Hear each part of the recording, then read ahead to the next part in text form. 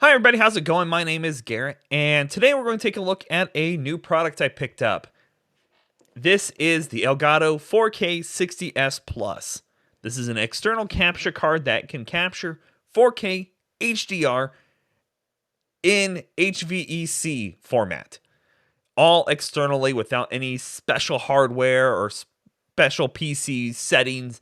It's all done locally on here through SD card, or you can actually connect this via a USB-C cable to your PC and capture it directly to there as well.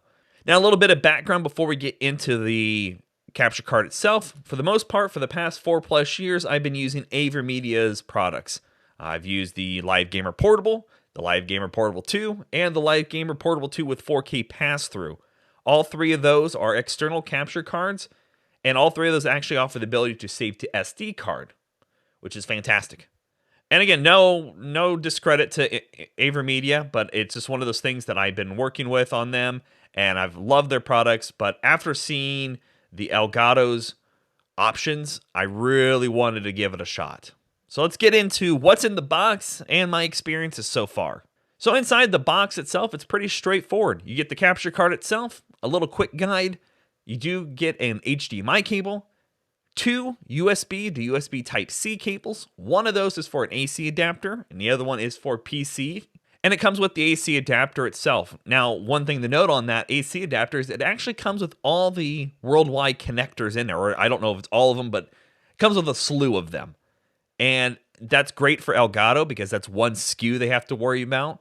And it's great for people that are capturing product that if you happen to go overseas, outside the United States, you're still going to be able to use this card, most likely, without any special hardware. It's all bundled in the same box.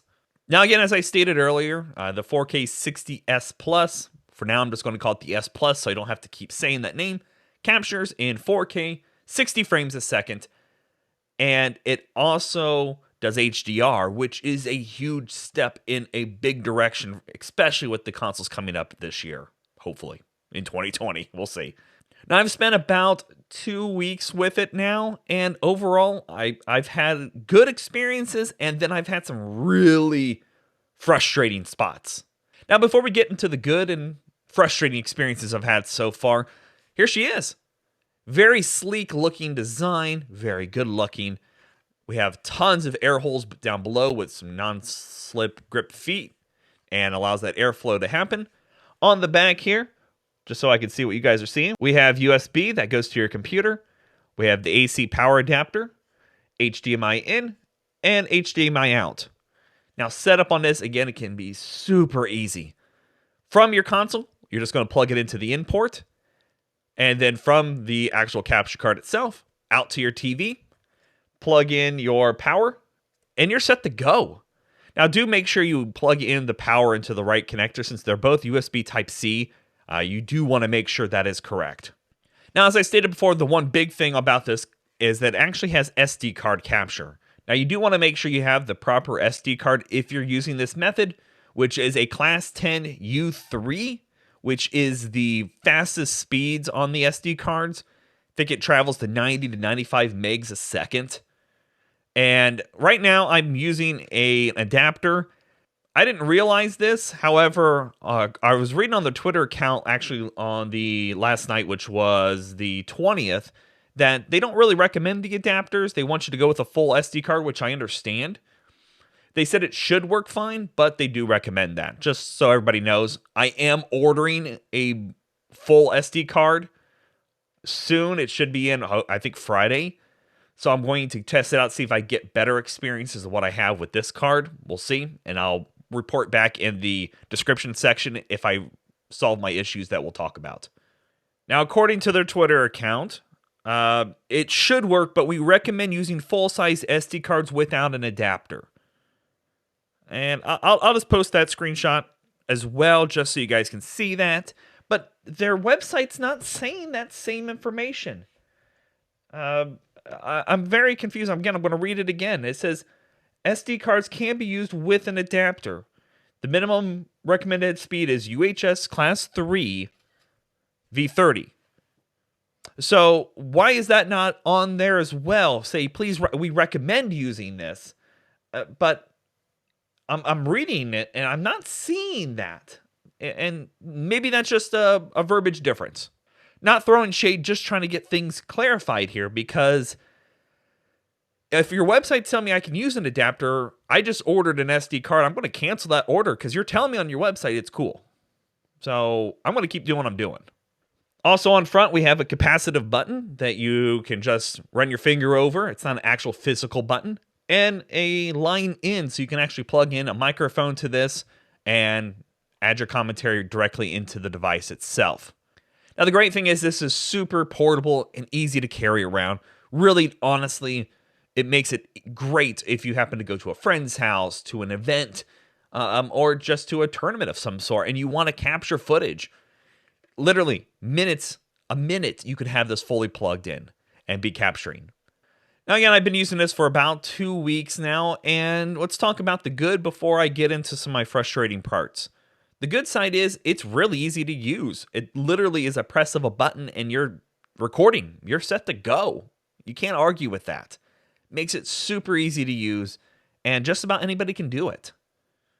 If you're using SD cards, it's simple. You just pop it in the SD card after you format it to exFAT, and you're set to go. Quality of the footage so far has been phenomenal. It looks beautiful. I've got no complaints over the quality of the image it is capturing. It is spot on, just awesome looking. In both HDR and non-HDR. If you don't have HDR capabilities, that's okay. It still captures beautifully. And so far, it's been very positive on those fronts. File sizes usually run about 12 to 14 gigs per 20 minutes. According to the website, they're saying it's about a 36 or 38 gigs an hour. So yeah, depending on what's going on and what game it is, that you'll probably reach that number pretty quickly. But overall, the experience on that stuff has been great. I pop them into my Mac and start editing right away.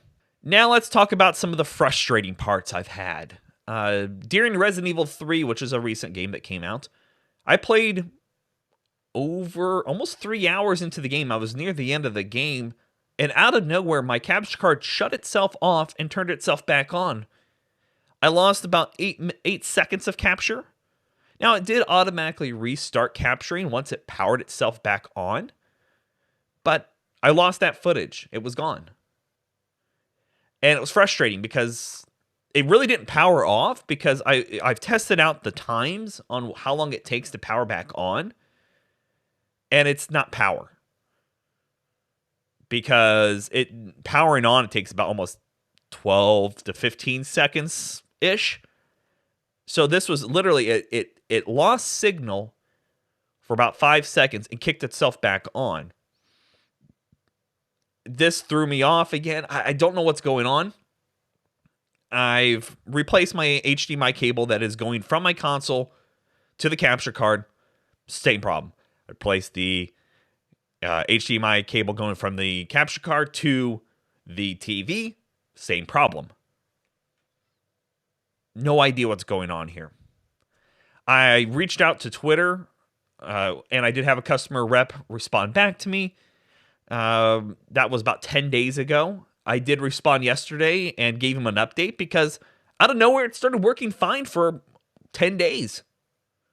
I responded and sent out the tweet on the 10th, and by the 20th, I started having the problem again. And this time, it was 3 times, all within a 30-minute block. Actually, it was like a 5-minute block. It was a 30-minute recording, but it was a 5-minute block. It happened. A couple minutes later, it happened again. And then 2 minutes later after that, it happened again. The first 2 times, it was the exact same thing. It lost its signal and came back. The third time was a complete lockup. The system would not accept touch features. It wouldn't do anything of unplugging, plugging in. Though the signal was still going through, it just stopped recording. Out of nowhere. I had to unplug it from the power and plug it back in to get it to work. Why? I don't know. I'm going to be reaching out to customer service to see if they have any other thoughts on this. I understand with everything going on in the world right now, things are stressful for them. So I'm not going to overly force an answer quickly, I understand. So if anybody from Elgato is going to watch this, I understand you guys are in the same boat as the rest of the world, so don't take offense to that. However, my problem is the one thing that this capture card was made to do, it's not doing. And I've had to patch and redo episodes now because I can't record. And I'm constantly now worried about this capture card because I'm constantly looking down at it because I'm afraid it's going to turn off. I'm losing faith. Again, everything I've tested out, it makes me feel like it's the unit, but I can't say for sure. If Elgato wants to give me some more things I can try out, I'll be more than happy to try out because I do love this capture card. Now, some other issues I ran into, these ones are not as glaring, but they're hiccups. First thing is there's no Mac support. I don't know if they don't plan on it at all or if that's something coming down the road. I want there to be Mac support. I have an iMac sitting right next to me. I want to hook it in here and just make my life easier. Why there's no Mac support? I don't know. Maybe they wanted to try to get it to the market first before AverMedia. And because they're the two that are kind of competing here with the external capture cards. I hope that they add support. They really should. It seems like they do a really good job adding Mac support to things. So I'm hoping that's just in the works. We'll see. And the last thing, and probably one of the more frustrating spots besides it not working all the time, is there is no internal clock on this. So if you're capturing to SD card like I do, because I can't hook it into my Mac, there's actually, it defaults the time to February 20th, and I took a screenshot and I sent it to their customer service. I'll post it up here. So everything always defaults to February 20th, February 19th, right in that range. And if it loses power, so if all the times I have to keep unplugging it, it forgets what day it is. And when it powers off, it forgets what day it is. So that makes it almost confusing in a sense on what days are what content. Now, we'll keep them in a sequential naming scheme, but that's still frustrating because I'm like, my Live Gamer Portable 2 had an internal clock, and I just went by the date. Sometimes I don't pull everything off my capture card right away. So I have to kind of fiddle through the naming schemes and fiddle through the dates on this one versus my AverMedia. Why? I just don't know. With all these great features of the 4K HDR, 60 frames a second, all this good, gorgeous stuff, no internal clock? I don't know. Elgato, I want you to understand that the criticism I'm giving is out of frustration because your support site doesn't really tell me much. Basically, and I'm on the website right now, just so you guys know. Basically, the error message, which is the one blinking light on here, could mean a handful of things. It could mean there's no signal. It could mean that it's DHCP enabled. Could be an SD card error. Could be the SD card's locked. The SD card is full. The SD card is too slow. It's none of those things for me. But yet, I'm getting this lockup issue. And again, I've lost content. With games that don't save or don't have a manual save slot that I can go backwards and capture again, you're making my job more difficult than what it needs to be. I'm going to work with customer service, and I've even reached out to them about the clock, and I did get a response. They told me that there's no internal clock. Sorry. I'm hoping that I can get this fixed. I love the capture card. It is a little salty. It's a $400 capture card here in the United States, $399.99. It is a little salty. However, if I can get this to work, I'm going to be as happy as a clam. And actually, it did it this morning during this recording as I was playing the original Division. Out of nowhere, it shut itself off yet again, lost footage, and started recording right away. And then it just kept doing it. After I logged off the game, it had it just sitting on my PlayStation's home screen.